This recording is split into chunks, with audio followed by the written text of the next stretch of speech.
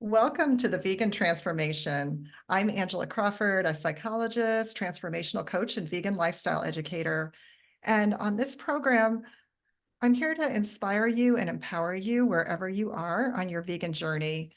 I'm passionate about the power of a plant-based lifestyle to transform our mind, body, and spirit. So I interview different people at different places on their journey about the transformation that they've had with a plant-powered vegan lifestyle. And today I'm excited to introduce you to my guest, Nancy Arenas, and you'll learn more about her as we get going. But just first want to say hi, Nancy, and welcome. Hi, Angela. How are you? Thank you for having me. Oh, I'm happy you're here, and I'm just really excited to get started. So it's always so helpful to hear about someone's vegan story. And, as I ask you about yours, I'm really inspired because I interviewed you for my book, and you are actually featured in one of the chapters. Your story is an example of one of the transformational principles in my book, which is living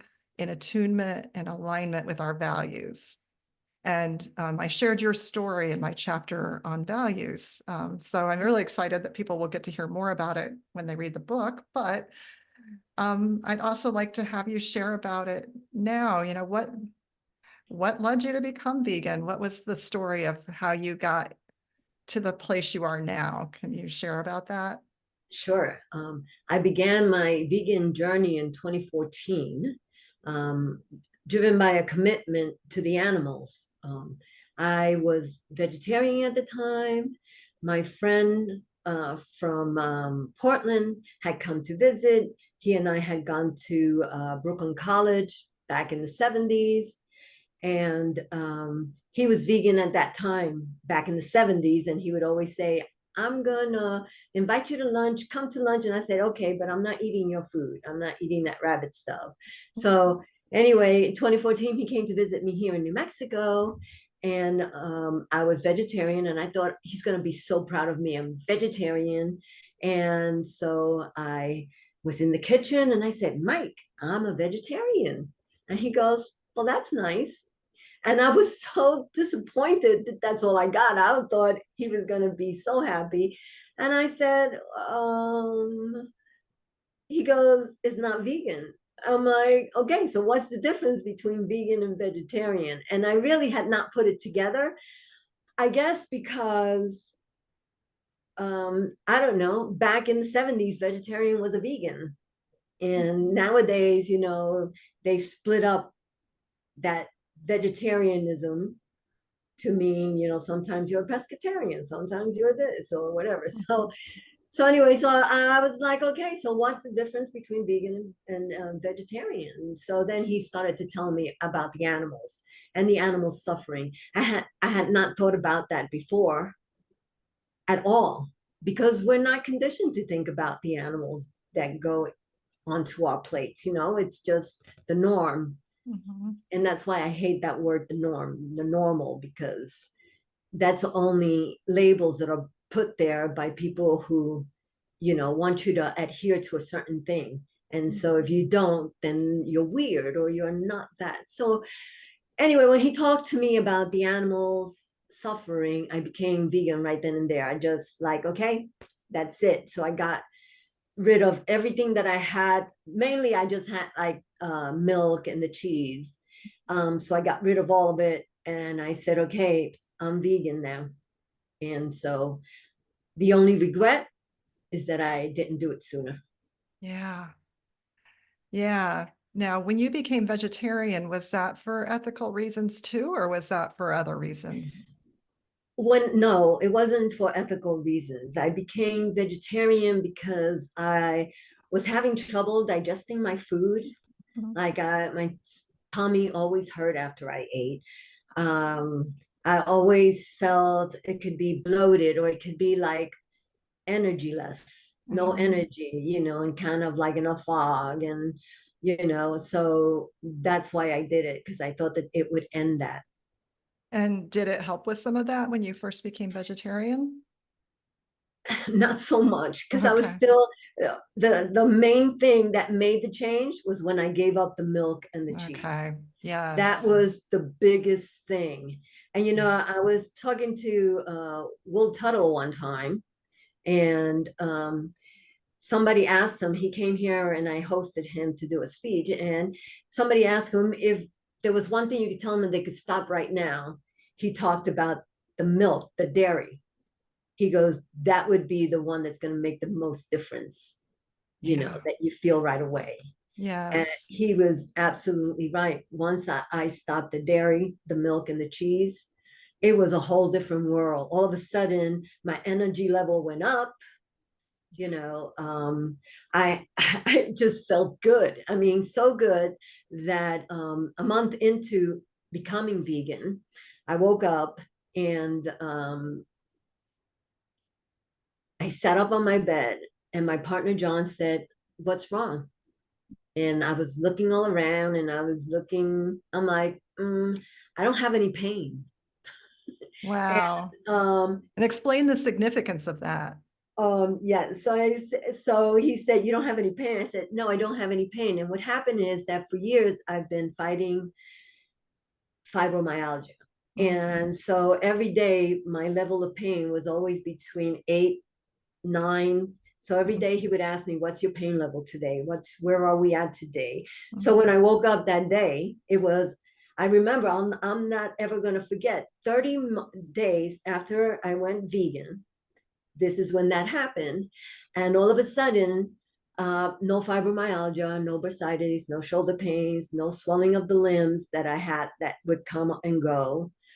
All of that stopped 30 days to the day after I went vegan. So Wow. it was like, I think I died. I'm not, don't have any pain. I Yeah. don't know what's wrong. Yeah, you weren't expecting that. I was not expecting that because I didn't do it for the health reasons. I did it for Yeah. the animals. Yes. Wow.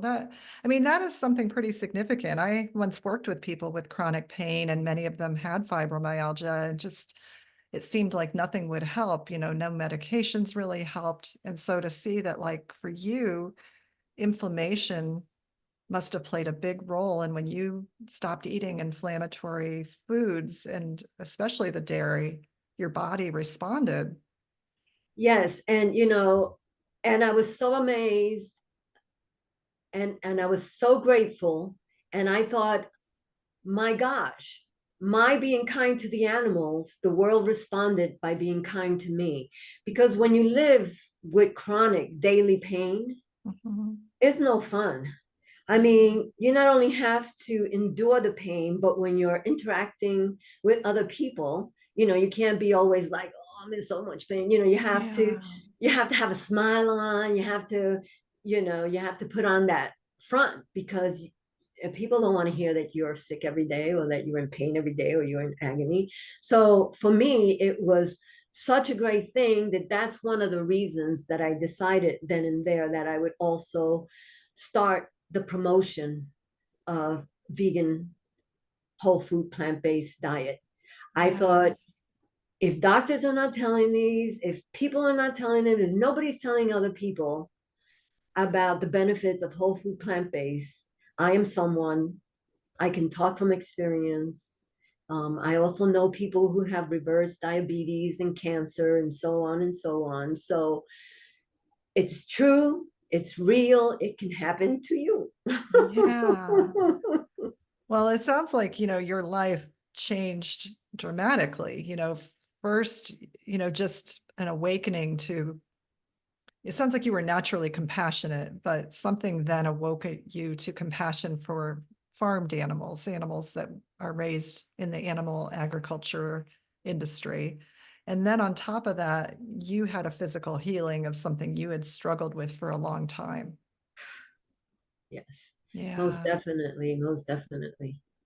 So, after those, I guess, changes happened in your life, like what happened from there? Like what changes did you experience, like emotionally, spiritually, as you were on this vegan path?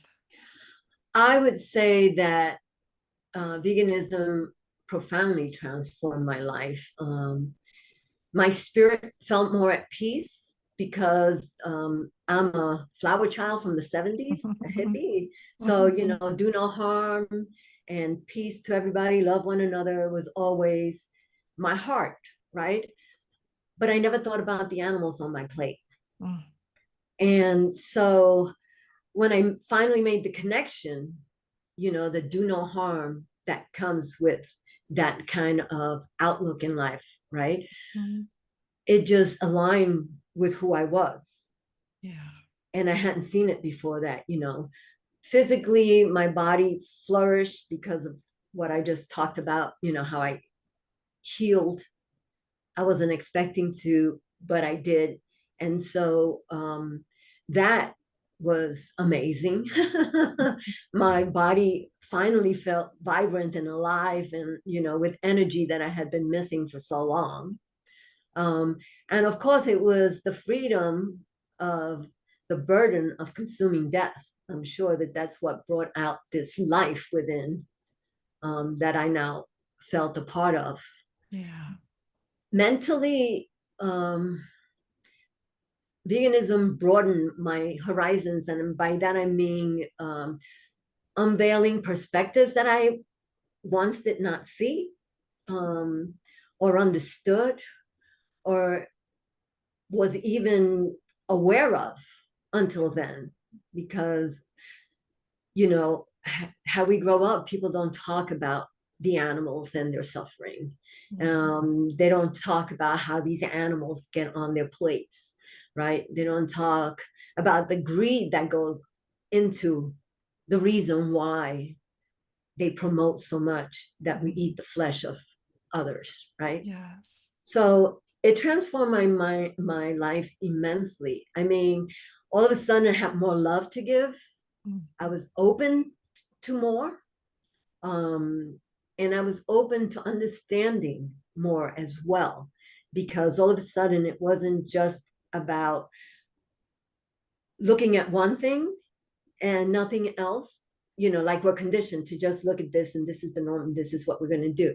But when it came to veganism, and I have to think about all the different perspectives that veganism is, right? Because veganism is not really a diet thing. It's a social justice movement. It's healing the planet, healing ourselves, being kind to the animals. So it's a whole thing. It's not just one little thing. Yeah. And so once that I understood all of that and all those things that veganism stands for, I was able to see the things that I was blinded to, or had those, blinders put on, like they put on horses, whatever, that you only see this. And once I was able to remove that, then I started investigating for myself, reading for myself, looking for things for myself, and saying, hey, and then experiencing things for myself. So it was a transformation. Yeah. Yeah. It sounds like things, that like many of us, you had taken for granted or not thought much about. You started to look into things and think more deeply about everyday decisions, like what you eat and how it got there and what's the process and how do I feel about it? Do I want to support Right. this? Right. And it's not about blaming anyone about anything, because this is just the way we're conditioned. That's why I keep saying we're conditioned to this. Yes. This is not who you truly are. You've been conditioned, you've been taught Yes. this and kept away from truths that you need to know. Yes. So it's not a blame, right? Because I grew up in a Latin family and they ate, flesh of animals. I ate flesh of animals and things like that. But what I found during the course of my life, as I look back, that there were signs along the way. Like when I had to cook and I was cooking chicken and you had to cut it, and I would be like making all these faces like, this is gross, but this is what I was taught to do, right? Yeah. Or when I would be, any other animal that was on the plate that I was cooking and I had to deal with its dead body part, it always grossed me out Yes. So it was there, but I just didn't know how to connect that, you know. Yes. So when I Yeah. think back to that, I'm like, you remember making that face? You remember going yuck and doing this and like, Hmm. let's get this out of my whatever. Yeah, it's like a part of you did not want to go along with it before, but you thought like, this is what I have to do. This is, what's healthy. This is what my culture does. And, I love how you notice now that there were signs. I mean, I can relate to that too, that I realized after I became vegetarian and then vegan, I realized I had never liked handling meat. I always felt it was kind of gross and just worried about it going bad or something, but I thought like you that, I grew up in the Midwest, everybody there, everybody ate meat and dairy. That was what you did. And I think so many cultures, of all kinds and regions have that same message. It's just different versions of it. you know, uh, Right. we But all, like you say, were raised with that. As Melanie Joy says, we're taught that it's normal, natural, and necessary. and that's what it is, the least natural, normal, or necessary. What we learn when we go deeper, right? Yes. Right, right. Yes, kind of like, really, is it normal to raise animals this way once you look at how it really is? Yeah. I mean, and what you said earlier, I think about social norms, that whole idea that norms, just because they're common practices, doesn't make them okay. Let's just put it Right, that way. All kinds of practices throughout history, we now question many of them that once were common practices at another time. So it's right. okay now to kind of question this and say, do I really feel okay with this whole process of raising animals for food and particularly how it's done now in this age of factory farming, you know? Yes, yes. Yeah. Which is horrific. It's a horror story. Yes. Like all it takes is looking a little deeper, which many of us don't do. But I think part of why sometimes it's hard to do, is we don't realize that it's possible to really thrive and flourish with a plant-based diet and vegan diet. Because even though it's not a diet per se, it's a philosophy, like you say, kind of a movement towards compassion. At the same time, changing your food is the biggest step that many of us have to take to really live in alignment with those values. And that's where sometimes people get tripped up, right? Right. And, Yeah. and and again, the reason why people feel like it's so difficult or hard or don't know what to do is because they don't give the same airtime to veganism as they Yes. do to to animal agriculture, because those individuals, they are just doing it for the money, and they pay people to know exactly how to approach and how to say things and how to color things and how to present things that say to you, oh, this is the way it's always been done. So, which is one of the worst Yeah. So they quotes have like the marketing dollars saying. and the lobbying Yes, dollars and all of that because they're big industries, that's for sure, huge industries. So, right. And they're allowed things like right at the edge of what they shouldn't be saying, because none of them should be saying that eggs are healthy or yes, milk is good for you or all yes, that stuff. But they hire people to know exactly what words they can say, that they could get away with it, and kind of yeah, lets you think that that's what they're saying, yeah, even yes, though that legally they're not supposed to be able to say those things because it's untrue. yeah, yeah, no, it's a lot of insight that you kind of get as you start to dive in and explore. I'm curious, when you started on, your vegan path, did you run into any challenges initially, whether it be practical challenges, social challenges, or otherwise? And if so, how did you handle them? So, good question. So at first, when I went vegan, I thought, okay, it's easy. I'm going to be vegan now. And that was that. And then I went to the stores and I was like, what do I eat?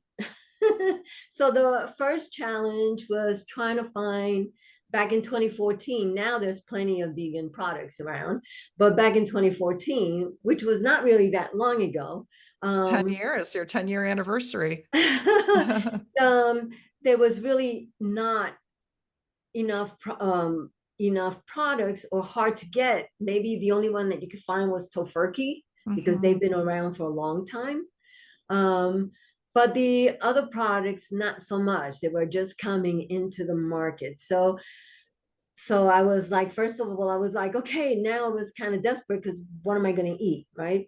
And then second, then I got angry, because I thought, why don't these stores carry food that are actually good for people and healthy for people? And now I don't know what to do. So I became frustrated and mad. And then it took a turn because then I started, cooking my own things, going back to my roots. Like when I was growing up, we ate a lot of rice and beans, which had no animal products in them. So that was simple, and, and it's good. I love it. That's my, I love that. And then add vegetables, kind of a thing.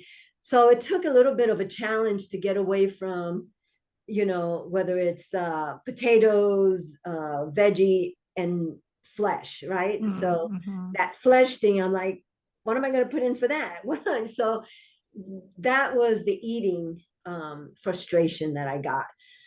But then, because I did events, I was working for the Dental Association and did events. So I would go somewhere, and then they would say they didn't have any vegan food for me to eat. I'm like, I'm the event organizer. You know what I'm saying? I'm priority, because I'm the one putting on this event, bringing this business to you. So then it was like educating them on what was vegan food, what they had. Like we go through the menu. Let's see the menu. Do you have? So it was that.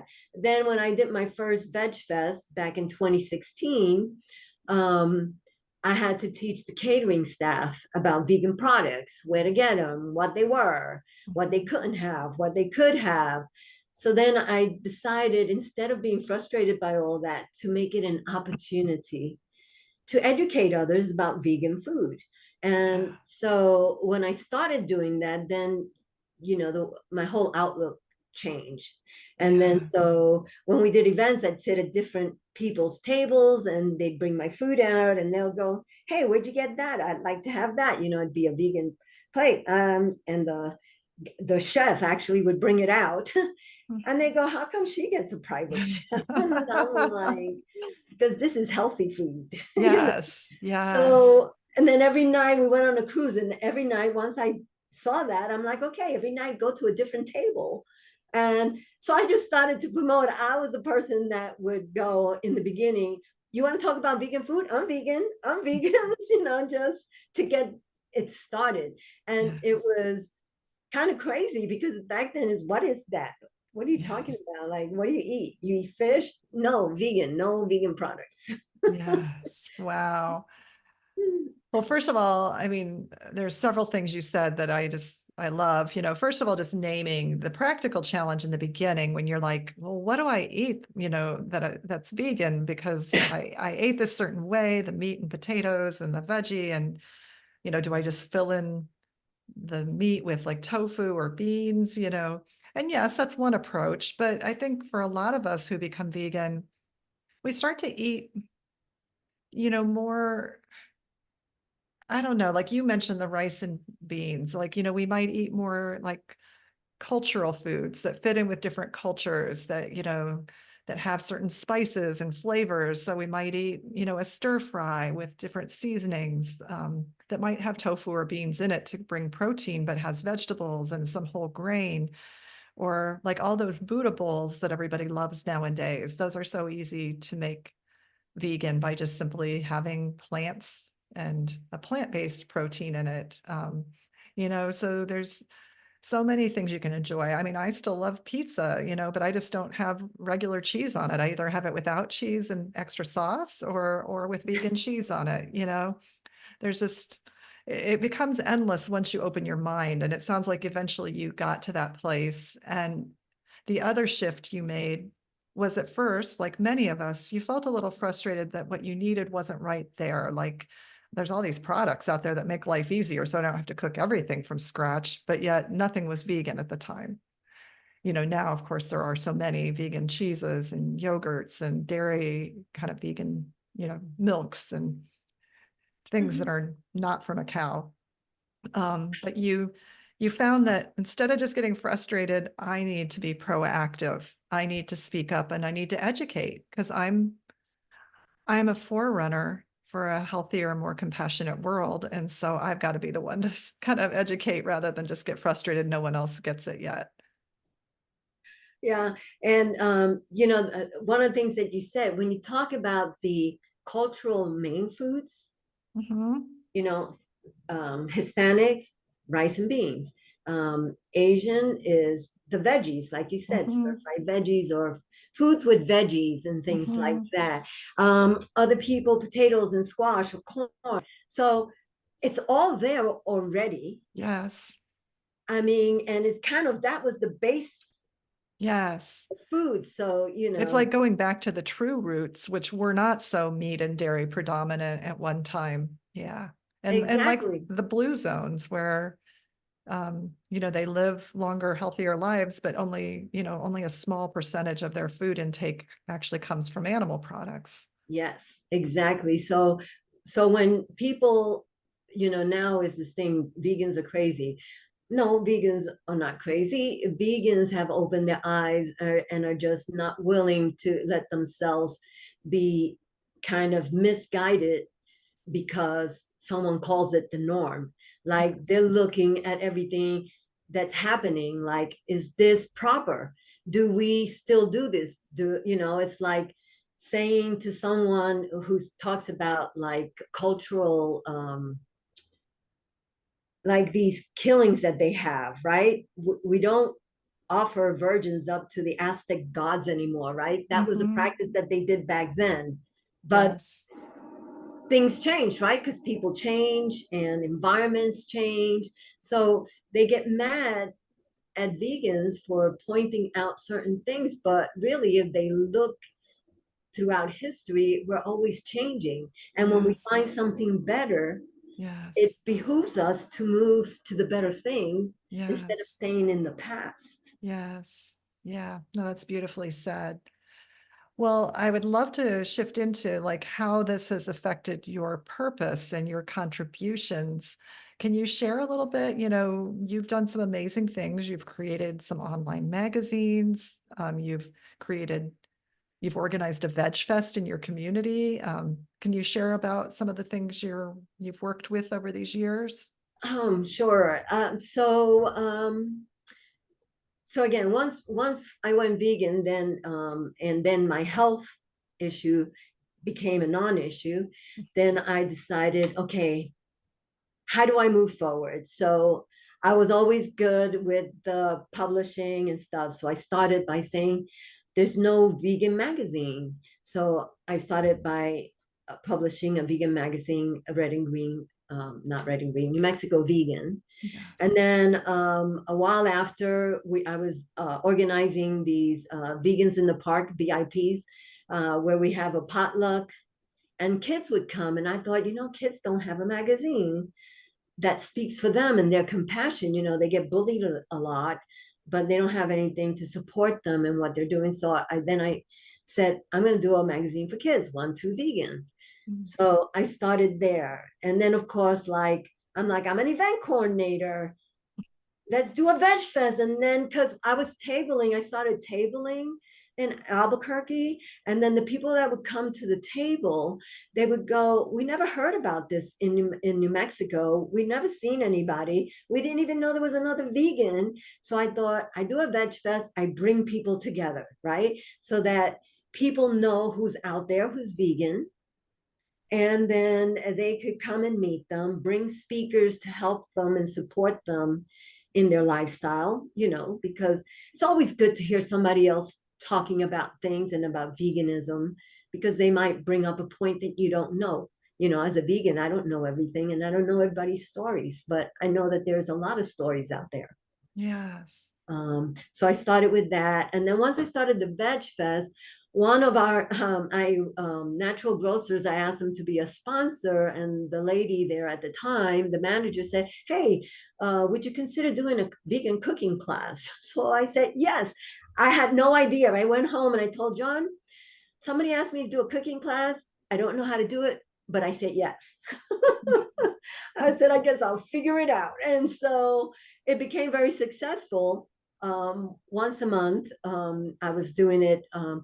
It halted back in 2023 when I had my shoulder surgery, and I haven't started them up again because I'm still healing my shoulder.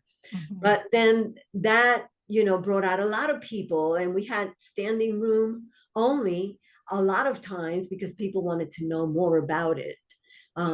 And now, so Sprouting Compassion is my 501c3 that hosts Red and Green Veg Fest, because for the first 6 years, I funded that myself. And that, takes a little money. I didn't have, I'm not rich. So anyway, so the Sprouting Compassion, and I've been lucky enough to have one of our counselors here in Albuquerque, Tammy Fibelcon. She's a counselor, Albuquerque counselor, who has sponsored now the Veg Fest for the last 2 years. So, Wow, that's wonderful. You are amazing. Like, and just like, I love how, you're like, I'm not quite sure how to do this piece, but I'm going to figure it out because it's another way to share the message. And I also love that, in your compassion for animals, there's also compassion for humans, and kind of like the reality that a lot of people are suffering that don't need to, that if they ate differently, that not only would it be kinder to animals, but it would also bring healing for them. And you're sharing that message through the cooking classes, the Veg Fest. right. Yeah. And just recently I was talking to somebody and they said, why did you share this? I share, I have vegan cookbooks that I carry with me and pamphlets. And Hmm. if somebody just has a little interest, I say, I'll be right back. I'll go to my car and bring it out and give it to them. So I was giving out this vegan cookbook, and the guy says, why did you give that to me? I said, because after meeting you and talking to you, you seem like a compassionate individual. And I thought, you like, it looks like you're into health. Hmm. And I thought that perhaps this would be a way for you to get healthier and be more compassionate. So the guy said, thank you so much. I appreciate that. So, yes, anytime I can, I run in out of stores and run back in, find the person and give them a book, give them a pamphlet, anything to continue to promote veganism in any way I can. It's uh, my amends to the animals. That's all I can say. yeah, no, I love it. And Mhm. it's an inspiration. And I'm really excited because, I live in upstate New York, but I'm going to get to go to the Albuquerque Veg Fest for the first time ever.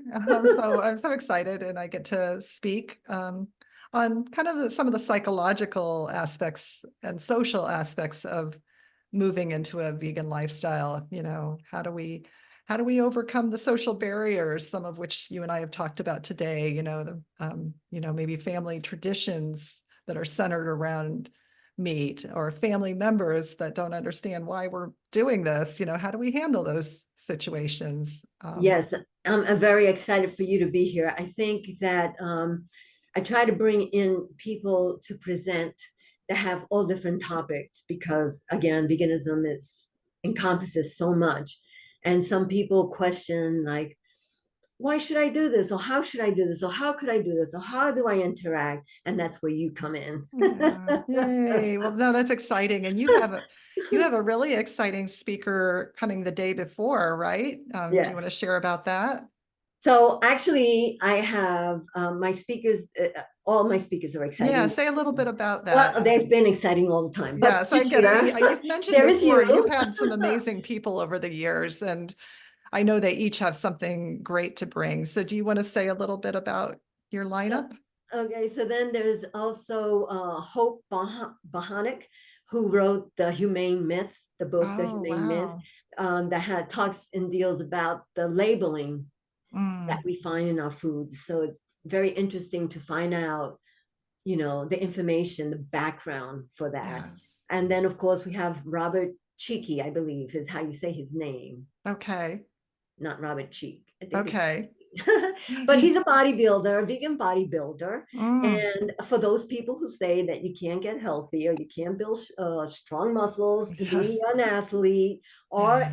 a weightlifter, which he is, then you're wrong. He'll Yes. be here and he'll tell you how he does it. Yes. I've And heard him he'll speak be before. He's very inspiring. and he's going to give out some of his books. He's going to have his new book, The Impactful Vegan, with Mm, him. And he has some, he told me, he whispered in my ears, I got some good giveaways as well, because he'll okay. be a vendor doing the Veg Fest.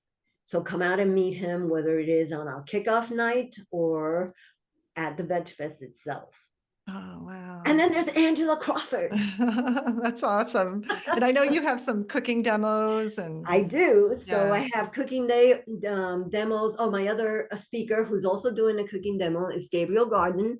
And he's one of my Vegan Pulse, my podcast, Vegan Pulse. We do a segment called with Gabriel Garden, Making Sense with Gabriel. And so he will do a cooking demo, but he'll also talk about health, diet, nutrition, and all that stuff. And we have Yeah. Carol Levy, who works with the New York Vegan Society as well. And she spends her time between Taos and New York. She's a vegan chef, so she's coming. We have one of our ladies, compassionate ladies from here in Albuquerque who has a micro sanctuary.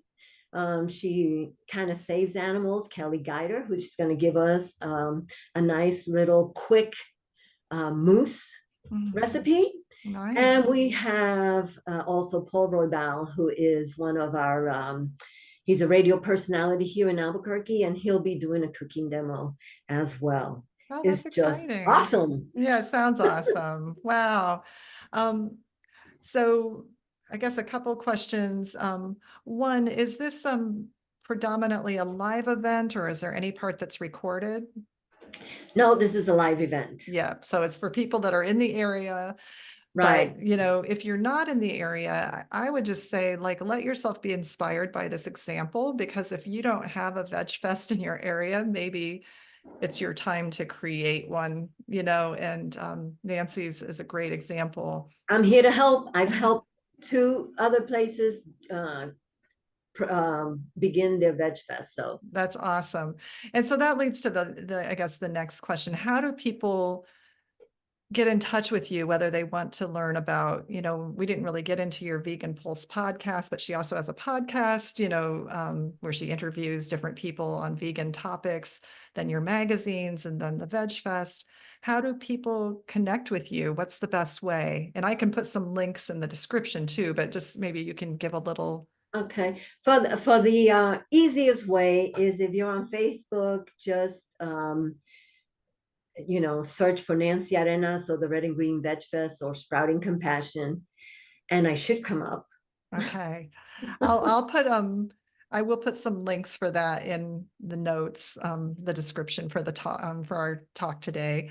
But is there any final words, like anything that would have helped you early on your journey, or anything you want to say to encourage others who might already be vegan or considering being vegan? What are your last I words to share? I guess my message would be is just start wherever you are. Just start a little at a time, all at once like I did, or gradually, but just start. Once you start and you get on that path and you start learning, and your body will start to talk to you. So, you can trust yourself that your body's saying, hey, why didn't I do this before? Yes. Also, when you're talking to other people, just meet them where they're at. If they're in it for the environment, that's fine. If they're in it for the humans, that's fine. If they're in it for the animals, that's fine. It doesn't matter. The animals don't care. The animals care about not being exploited and killed.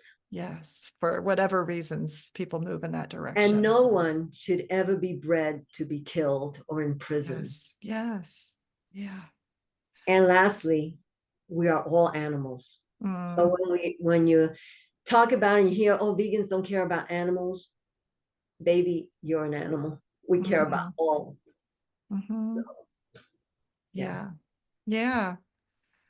Yeah. Caring for all sentient beings, including ourselves, including humans, and yes, all those sentient beings that maybe we hadn't given thought to Hmm. prior to moving on the vegan path. So, Yeah. yeah, no, that's a beautiful message. Well, I so appreciate you taking this time and thank you for all you do. And I'm glad I've gotten to know you. Thank you. Thank you so very much. I appreciate it. And I'll see you soon. Yes, I will see you soon. So, as we wrap up for today, thank you for listening to the Vegan Transformation with your host, Angela Crawford, and with my guest today, Nancy Arenas. I hope it was helpful and inspiring. And if you did gain something from it, please subscribe and perhaps share it with others you think might benefit. I hope you'll join me again soon. Take care. Bye.